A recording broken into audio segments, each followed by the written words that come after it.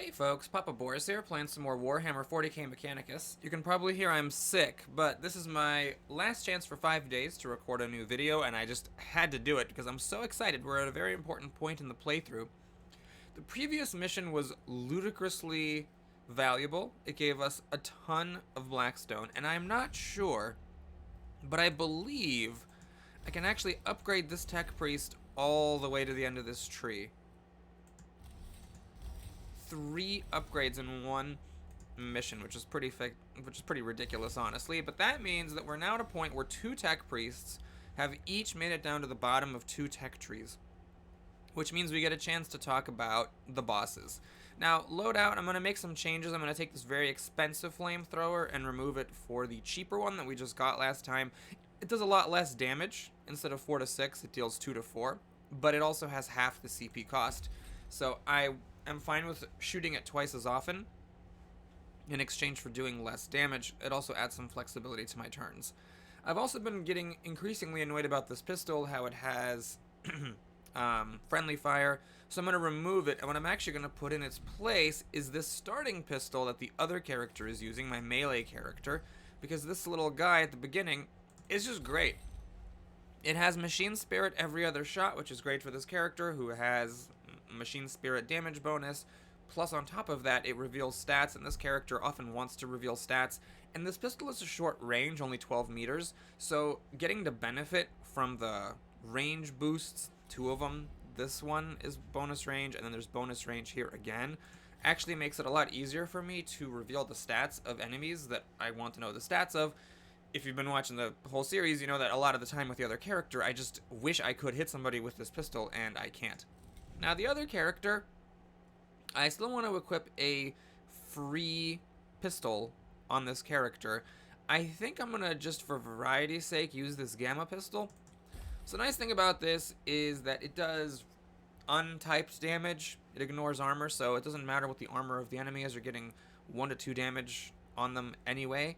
And if you happen to hit somebody with Machine Spirit, it strips a bit of their energy armor, which is probably not going to factor in that much, but it's just giving this character something that doesn't cost cognition points and can be used to clear away corpses without worrying about friendly fire. Okay, now let's talk about bosses. So this character here, all of his missions are boss missions. And the weird thing about boss missions is that the first one, the Lord Astronomer, is the hardest one. So, and I've had this, I mean, I had to look at my old videos to check, but I mean, this has been available for a long time. Long before I have reached the overpowered state I currently am in, this mission was here, and it is insanely hard. Even now, being overpowered, it would be an annoying mission to complete for reasons that we'll talk about later. But the weird thing is that when you play this game, you do this boss, the first one that's offered, and you think, oh my god, bosses are insane. But that's actually not true. These 2 missions, once you get to a point where you're overpowered, for me that's when 2 tech priests are each at the bottom of 2 different tech trees. These missions are actually pretty straightforward. So I'm going to go ahead and do this one because it gives an extra cognition gauge. This one gives us a unit we're never going to use, equipment that we're never going to use, and a weapon that we're never going to use. So I might as well just do this one for this benefit. Now that especially I have a skill that fills up my cognition gauge, it makes sense to have a bigger cognition gauge. So let's go ahead and launch this mission. I guess I should probably be a little bit cautious. Let's save and hop in there.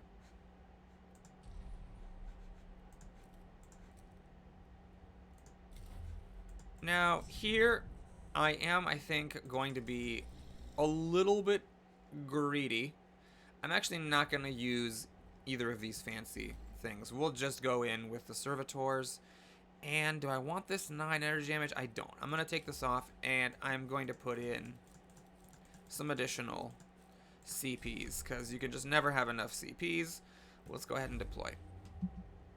One thing to note about the boss missions is that the path is always linear, at least for all the ones that I can remember. You have to just follow the snaking path all the way through, and then there's just one at the end. So the cool thing about the boss missions, even though they're labeled hard, it's only one battle. So that just kind of gives you a sense of how hard the battles are, or how hard the developers think they are.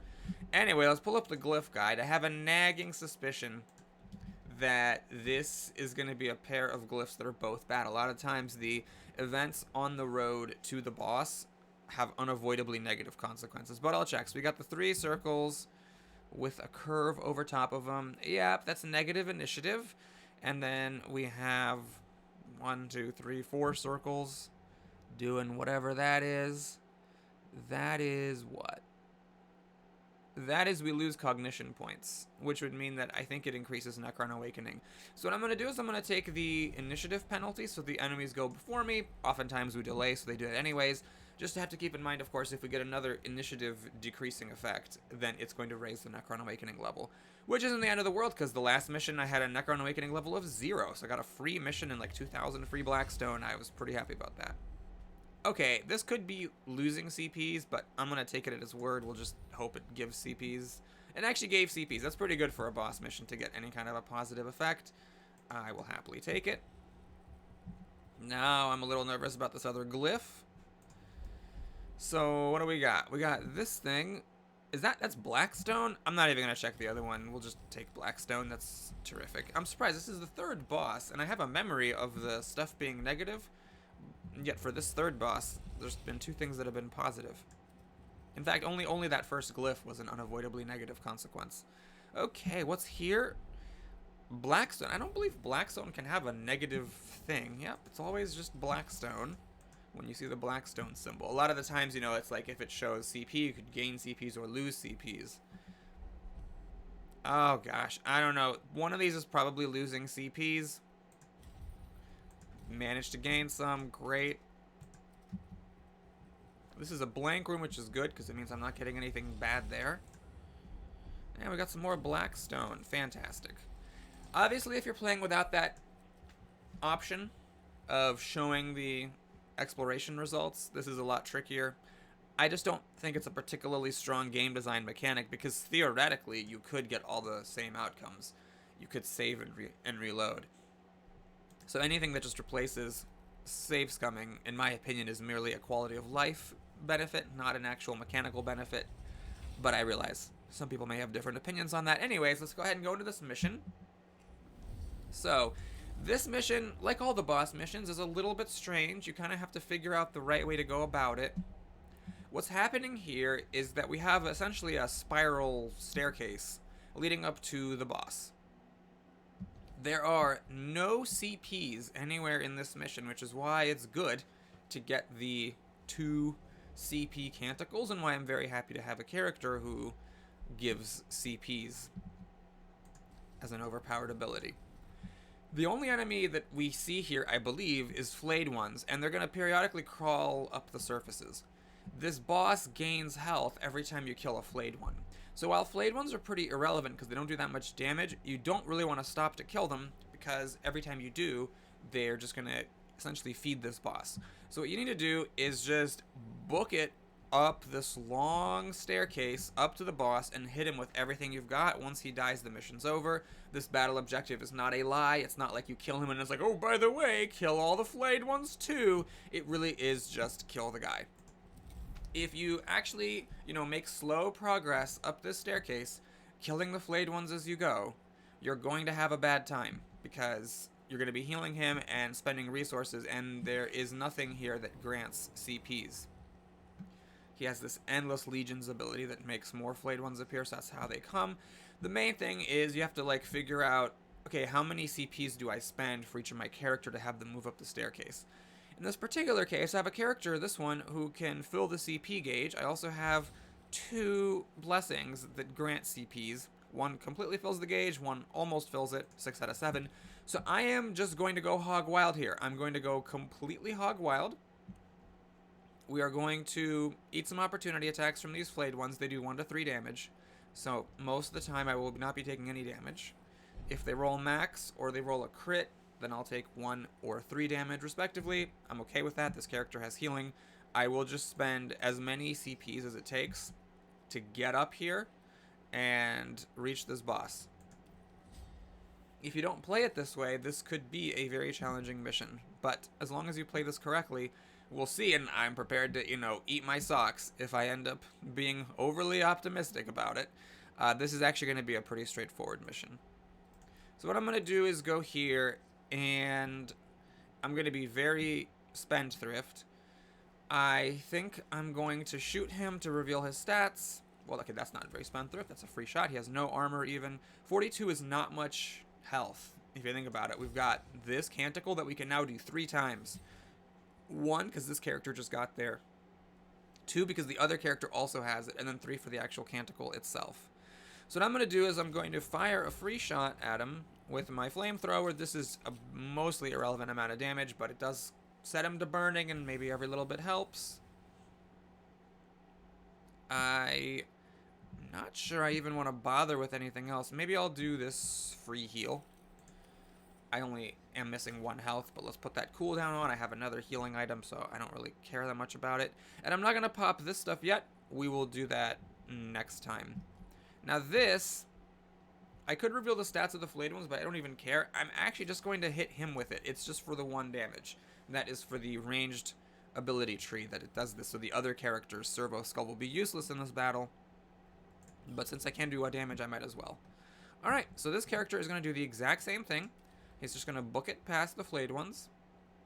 I could, by the way, have given some armor. I could have used the blessing to give +2 armor, but I'm going to save that. I just want to put all the damage I can onto the boss. Alright, let's fill the cognition gauge with my overpowered ability. And just keep on running up here.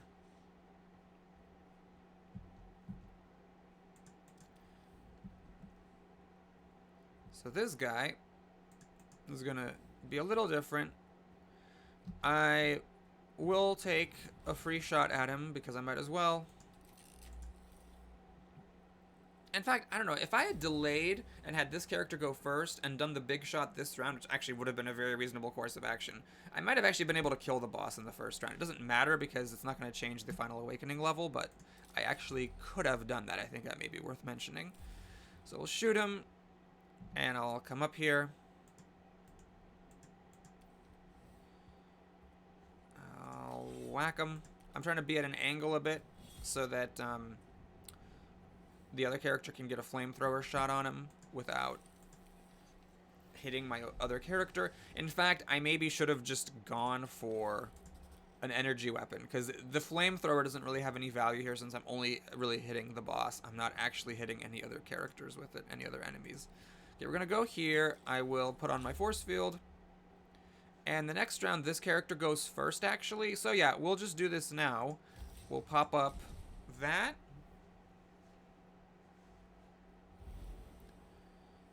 And I made a mistake. I should have actually done this and then used a Canticle. Well, I guess we'll use the 6 cognition point Canticle because that doesn't actually waste any CPs.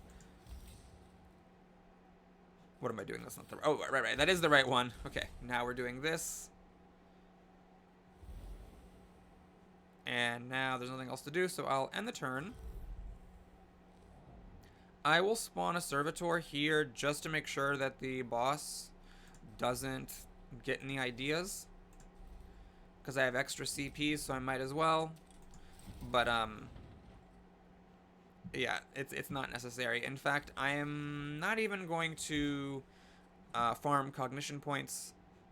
I have this other blessing. If you didn't have that other blessing, you'd have to be a bit more cautious. But the main thing I want to make sure of is that this boss stays here so that my other character can just rip him to shreds with the flamethrower. Notice, just with tickle damage from weapons and the servitors, this guy is already basically dead.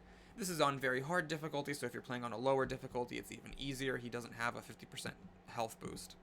So here, we just pop this, make the next physical attack deal +9 damage.